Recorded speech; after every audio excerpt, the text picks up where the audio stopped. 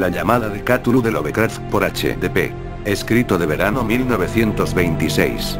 De tales grandes potencias o seres no puede ser concebible una supervivencia de un período enormemente remoto cuando la conciencia se manifestaba, quizá, en formas y formas desde hace mucho tiempo retirada antes de la hora de avance de la humanidad, las formas de que la poesía y la leyenda tan solo ha cogido un vuelo de memoria y los llamó dioses, monstruos, seres míticos de toda clase y tipo. Capítulo 1. El horror en arcilla. Lo más misericordioso en el mundo, creo yo, es la incapacidad de la mente humana para correlacionar todos sus contenidos. Vivimos en una isla plácida de la ignorancia en medio de los mares del infinito negro, y no se quiso decir que debemos viaje hasta ahora. Las ciencias, cada esfuerzo en su propia dirección, que hasta ahora nos ha hecho daño poco, pero algún día de ensamblar los conocimientos disociados abrirá tan terribles perspectivas de la realidad y de nuestra posición espantosa en el mismo, ya sea que se vuelven locos de la revelación o huir de la luz en la paz y la seguridad de una nueva era de tinieblas.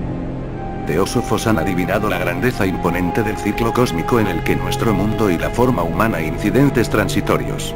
Ellos han dado a entender en extrañas supervivencias en términos que se congelaría la sangre si no es enmascarado por un optimismo suave. Pero no es de ellos que llegó el único atisbo de eones prohibido que me hiela la sangre cuando pienso en ella y me enloquece cuando sueño de ella.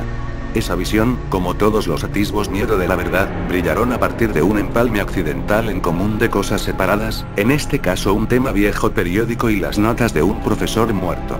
Espero que nadie lo va a lograr esto a juntar las piezas, y desde luego, si yo vivo, yo nunca intencionadamente al suministro de un enlace en una cadena tan horrible. Creo que el profesor también intenté guardar silencio respecto a la parte que él sabía, y que habría destruido sus notas no había muerte súbita apoderado de él. Mi conocimiento de la cosa empezó en el invierno de 1926-27 con la muerte de mi tío abuelo, George Gamel Angel, profesor emérito de lenguas semíticas en la Universidad de Brown, Providence, Rhode Island. El profesor Angel era ampliamente conocido como una autoridad en las inscripciones antiguas, y se había recurrido con frecuencia a los jefes de importantes museos, de modo que su muerte a la edad de 92 se recordará por muchos. A nivel local, se intensificó el interés por la oscuridad de la causa de la muerte.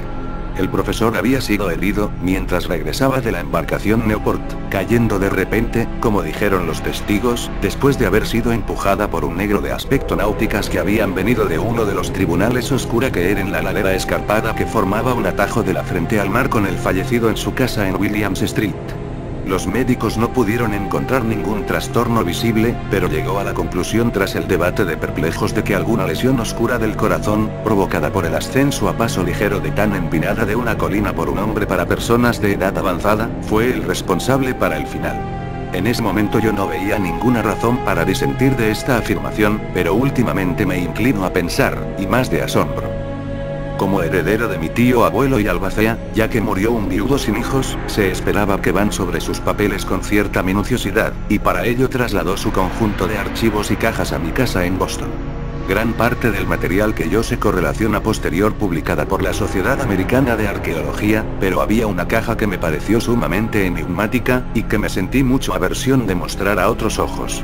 Se ha bloqueado y no he encontrado la clave hasta que se me ocurrió examinar el anillo personal que el profesor llevaba en el bolsillo. Entonces, de hecho, logré abrirlo, pero cuando lo hice parecía tan solo para ser confrontados por una barrera más y más estrechamente con llave. Por lo que podría ser el significado de la arcilla que he bajo relieve y los apuntes inconexos, divagaciones, y recortes que he encontrado. Si mi tío, en sus últimos años a ser crédulo de las imposturas más superficial, decidí buscar el escultor excéntrica responsable de esta alteración aparente de la paz de un anciano de la mente. El bajorrelieve era un rectángulo en bruto a menos de 1 pulgada de espesor y cerca de 5 por 6 centímetros en la zona, obviamente de origen moderno.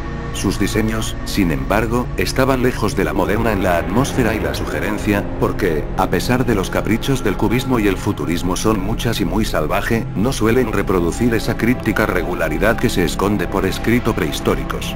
Y la escritura de algún tipo la mayor parte de estos diseños parecía ciertamente ser, aunque mi memoria, a pesar mucho los papeles y colecciones de mi tío, no de cualquier manera a identificar esta especie en particular, o incluso aludir a su más remota afiliaciones. Por encima de estos jeroglíficos aparente fue una figura de intenciones pictóricas evidente, aunque su ejecución impresionista prohibió una idea muy clara de su naturaleza. Parecía ser una especie de monstruo, o el símbolo que representa a un monstruo, de una forma que solo una fantasía enferma puede concebir.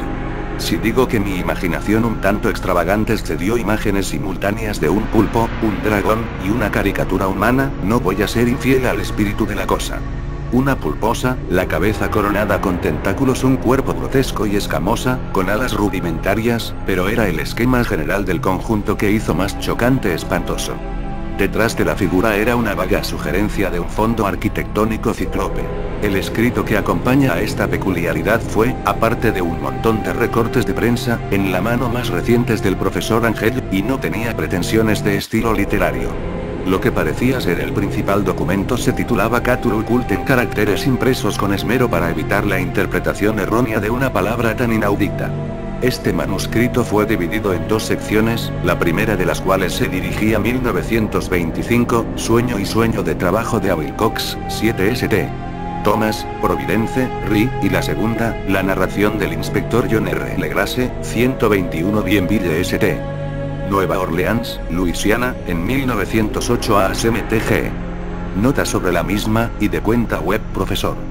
Los documentos de otro manuscrito fueron notas breves, algunos de ellos las cuentas de los sueños extraños de personas diferentes, algunos de ellos citas de libros teosóficos y revistas, en particular, W. Scott Elliott y Atlantis y la perdida Lemuria, y los comentarios Descansar en largo sobrevivir las sociedades secretas y cultos ocultos, con referencias a pasajes de tal mitológicas y antropológicas libros como Fuente de Golden Bowl, de Frazer y Bruja Señorita Murray, culto en Europa Occidental. Los cortes en gran medida aludida a otra enfermedad mental y los brotes de la locura o manía grupo en la primavera de 1925. La primera mitad del manuscrito principal contó una historia muy particular. Parece que el 1 de marzo de 1925, un hombre flaco y moreno, de aspecto joven, neurótica y emocionado, invitó al profesor Ángel teniendo la arcilla más singular relieve, que entonces estaba muy húmedo y fresco. Su tarjeta llevaba el nombre de Henry Anthony Wilcox, y mi tío lo había reconocido como el hijo menor de una familia excelente poco conocidos por él, que había estado estudiando los últimos tiempos la escultura en la escuela de diseño de Rhode Island y el vivir solo en la Flor de Lis construcción de cerca de esa institución. Wilcox era un joven precoz de genio conocido, pero la excentricidad, y ha hecho de la atención chido de entusiasmados por las extrañas historias y sueños extraños que él tenía la costumbre de relacionarse. Él llamó a sí mismo psíquicamente hipersensible, pero la gente formal de la ciudad comercial antigua le despidió como un mero queer. Nunca mezcla mucho con su especie, que había dejado caer poco a poco de visibilidad social, y era conocido ahora solo a un pequeño grupo de estetas de otras ciudades. Incluso la Providencia Club de Arte, preocupada por su conservadurismo, lo había encontrado bastante desesperada. Con motivo de la visita, corrió manuscrito del profesor, el escultor pidió bruscamente en beneficio de los conocimientos arqueológicos de su anfitrión en la identificación de los jeroglíficos del bajorrelieve. Hablaba de una manera soñadora, pomposo, que sugirió plantear y simpatía alienado, y mi tío mostró algunas nitidez en la respuesta, por la frescura visible de la pastilla implícita de parentesco con cualquier cosa, pero la arqueología.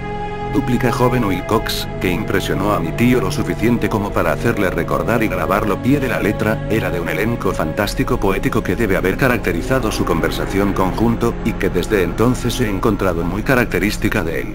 Él dijo: es nuevo, de hecho, para lo hice ayer por la noche en un sueño de ciudades extrañas, y los sueños son más viejos que Empollando Tiro, la contemplativa Esfinge o el jardín ceñido Babilonia.